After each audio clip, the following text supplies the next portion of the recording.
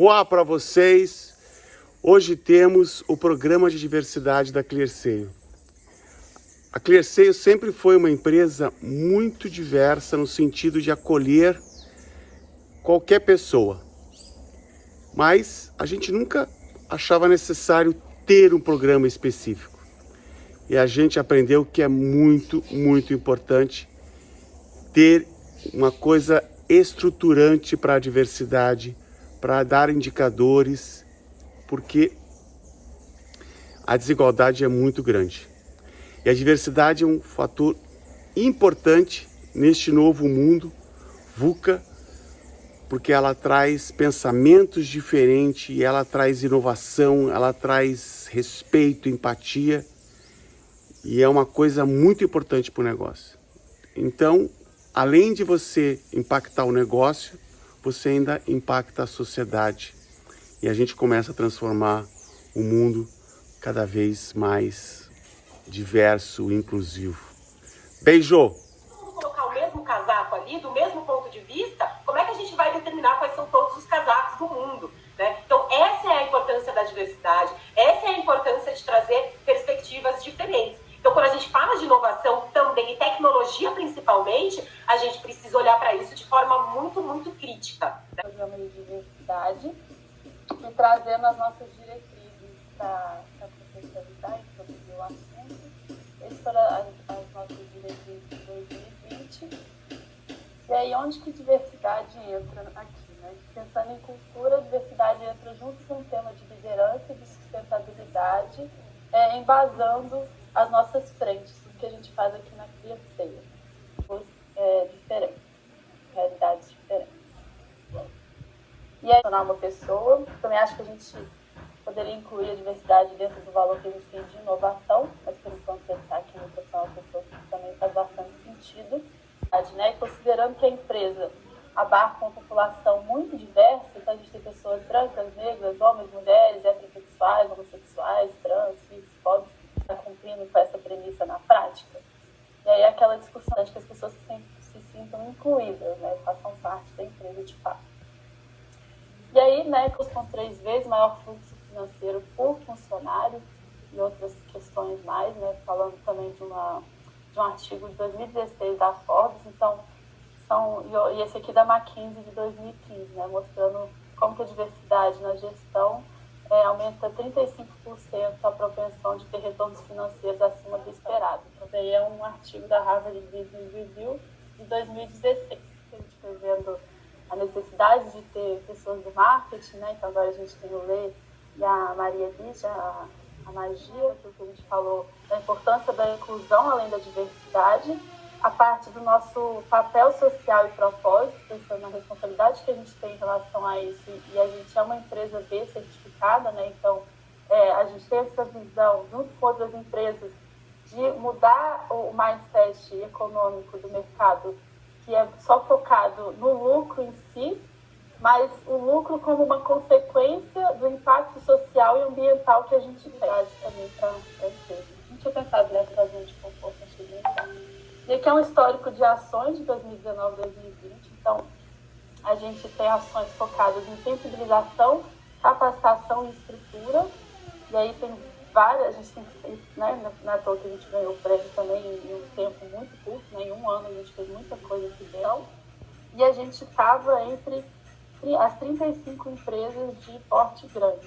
Nessa edição foram 70 premiadas e ficamos nas 35 de porte grande composta por homens. E pensando na liderança, no Conselho Administrativo, 29% de mulheres, 71% de homens, 68% de homens, 18% de mulheres, 59% que a gente está em relação à liderança e outros grupos subrepresentados também aqui na FIA. A gente faz o recorte por liderança. A gente tem 24% de mulheres e pensando também na que a gente vê por ano, também diminuiu bastante.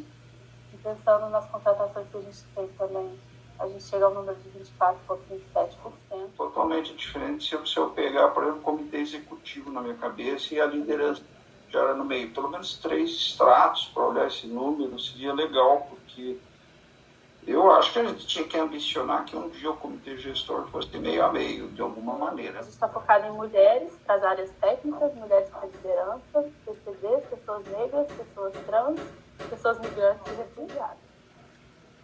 E vocês, né, como a alta liderança da empresa, têm um papel fundamental para essas nossas futuras conquistas, né? Então, eu tenho muito orgulho de falar quando eu faço benchmark ou quando eu falo com as pessoas que eu trabalho no Comitê de Diversidade, cuido disso aqui na empresa, eu tenho muito orgulho de falar que a gente tem o suporte de vocês, da alta liderança, da liderança em geral, porque sem vocês, realmente, não tem como a gente fazer as coisas aqui dentro, né? Então, a gente fica discutindo, a gente pode até trazer um monte de gente diversa aqui para a CLIA, mas na hora de contratar, se não tiver o apoio da liderança, a gente não consegue. Assuntos que a gente trabalha tão bem em diversidade e inclusão e também na área de sustentabilidade e responsabilidade social.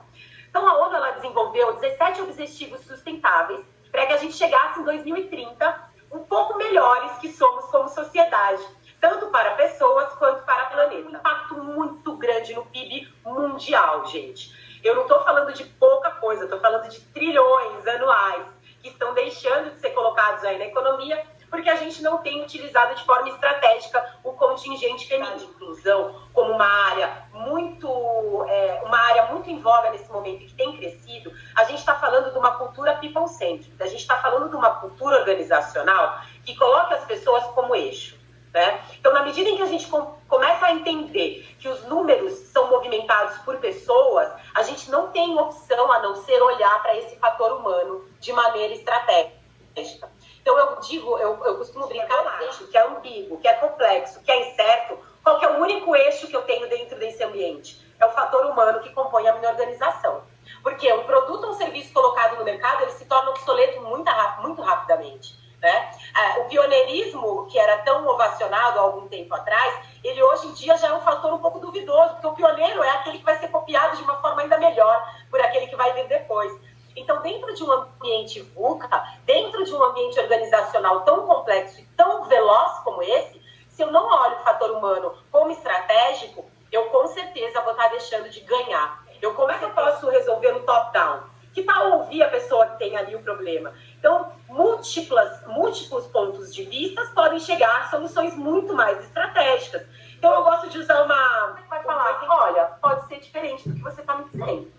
Então, pode ser que a solução ela seja maior e ela atinja mais pessoas. Universidades com o envolvimento da liderança, a liderança ela não tem saída, ela é essencial como sponsor, como alguém que compra a equidade de gênero e vive essa realidade. Em primeiro lugar, a gente está falando com sentimento.